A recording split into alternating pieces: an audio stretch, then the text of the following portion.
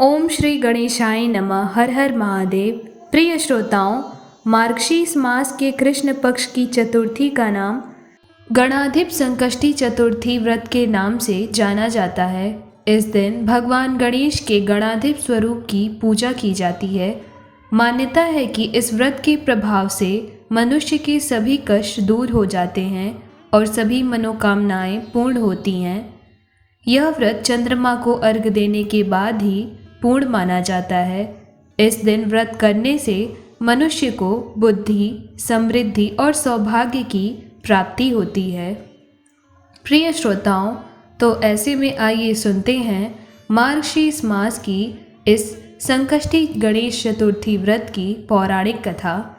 तो प्रेम से बोलिए भगवान गजानन की जय, विघ्नहर्ता श्री गणेश की जय। एक बार माता पार्वती ने भगवान गणेश जी से पूछा, हे गणेश, मार्गशीर्ष मास की कृष्ण पक्ष की चतुर्थी को संकटा चतुर्थी के नाम से जाना जाता है। उस दिन किस प्रकार से आपकी पूजा की जानी चाहिए, विस्तार से बताइए। तब भगवान गणेश जी ने कहा, हे माँ, मार्गशीर्ष माह की संकष्टी चतुर्थी पर गजानन यानी गणाधिप नामक गणेश की पूजा की जाती है। इस दिन व्रती मनुष्य को सुबह उठकर स्नानादि के पश्चात गजानन गणेश की पूजा करनी चाहिए। पूजन के पश्चात चंद्रदेव को अर्घ्य देना चाहिए और दिन भर व्रत रखकर अंत में ब्राह्मण को भोजन कराना चाहिए। इसके साथ ही जौ, तिल, चावल, घी आदि से हवन करना चाहिए। गणेश जी आगे कहते हैं कि हे माता, इस संकष्टी चतुर्थी व्रत से व्रती अपने शत्रुओं पर विजय प्राप्त कर सकता है। इस व्रत से जुड़ी एक प्राचीन कथा है जिसे आज मैं आपके समक्ष सुना रहा हूँ। आप उसे ध्यानपूर्वक सुनिए। त्रेता युग में अयोध्या के राजा दशरथ एक बार शिकार के लिए गए थे और अनजाने में ही उन्होंने श्रवण कुमार का वध कर दिया। श्रवण कुमार के माता पिता ने जब अपने पुत्र की मृत्यु के बारे में जाना तो उन्हें बहुत शोक हुआ। वह व्याकुल हो उठे। एक तो उनके नेत्र नहीं थे, ऊपर से उनका पुत्र भी चला गया। इस दुख से दुखित होकर उन्होंने तुरंत ही राजा दशरथ को श्राप दिया कि जिस प्रकार वे पुत्र शोक में दुखी हैं, उसी प्रकार राजा दशरथ भी एक समय आएगा जब पुत्र शोक में मर जाएंगे। तब इस श्राप से चिंतित होकर राजा दशरथ ने पुत्रेष्टि यज्ञ करवाया, जिसके फलस्वरूप जगत के पालनहार श्री हरि नारायण श्री राम के रूप में जन्म लिए। समय बीतने के पश्चात जब भगवान राम को 14 वर्ष का वनवास हुआ, तब भगवान राम वनवास के समय अपनी पत्नी सीता और भाई लक्ष्मण के साथ जंगल में चले गए, जहां उन्होंने कई राक्षसों का संहार किया। इसी बीच लंका के राजा राक्षस रावण ने सीता का हरण कर लिया, जिसके बाद भगवान राम ने सीता जी की खोज के लिए कुछ वानरों की सहायता ली। खोज के दौरान वानरों ने गिद्धराज संपाति से देवी सीता का पता पूछा। तब गिद्धराज संपाति ने बताया कि हे वानरों, लंकाधिपति रावण ने सीता जी को लंका में अशोक वाटिका में रखा है। गिद्धराज संपाति ने आगे कहा कि हे वानरों, आप सभी में सर्वश्रेष्ठ हनुमान जी अत्यंत ही पराक्रमी और बलशाली हैं।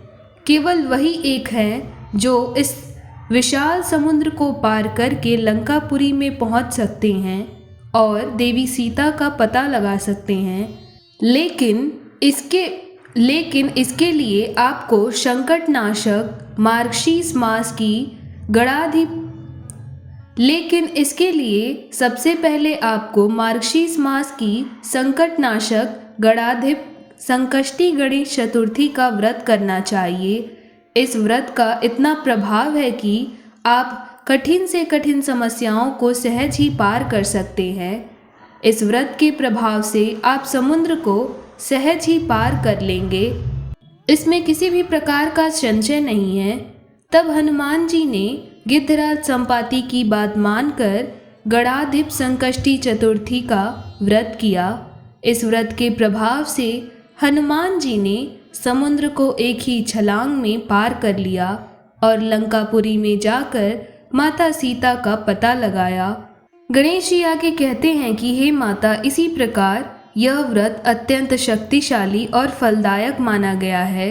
जो भी मनुष्य इसे मार्गशीर्ष माह के कृष्ण पक्ष की चतुर्थी तिथि के दिन श्रद्धा भाव से करता है तो उसके भी जीवन से सभी कठिनाइयों का नाश हो जाता है और जीवन में सब कुछ सकारात्मक और सब शुभ होता है।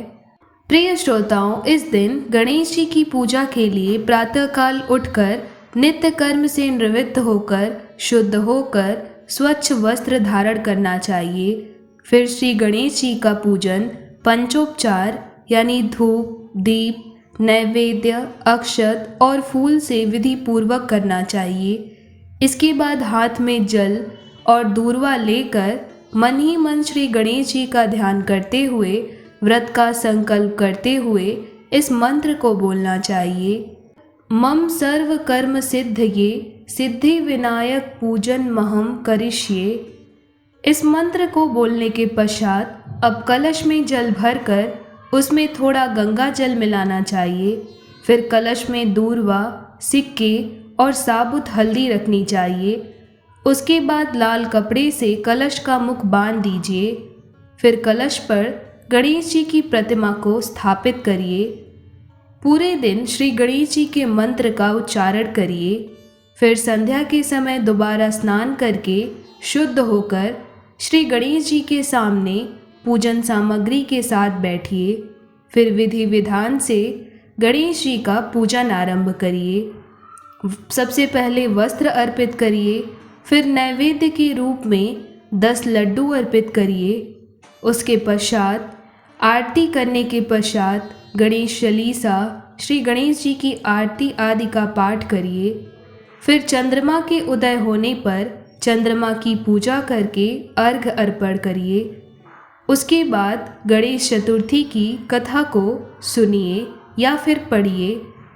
फिर जौ, चावल, चीनी, तिल और घी से हवन करिए। तत्पश्चात अंत में श्री गणेश जी, माता पार्वती और महादेव की आरती करिए और उसके पश्चात अंत में गणेश जी का आशीर्वाद लेकर पूजा को संपन्न करिए। इसके अलावा 5 लड्डू प्रसाद के रूप में परिजनों को वितरित करिए और जो शेष 5 लड्डू हों वो उन्हें किसी मंदिर में दान स्वरूप में दे दीजिए या फिर किसी ब्राह्मण को दान में दे दीजिए। इस तरह से मार्गशीर्ष मास की संकष्टी गणेश चतुर्थी के दिन विधि पूर्वक पूजा करके व्रत को सफल बनाइए।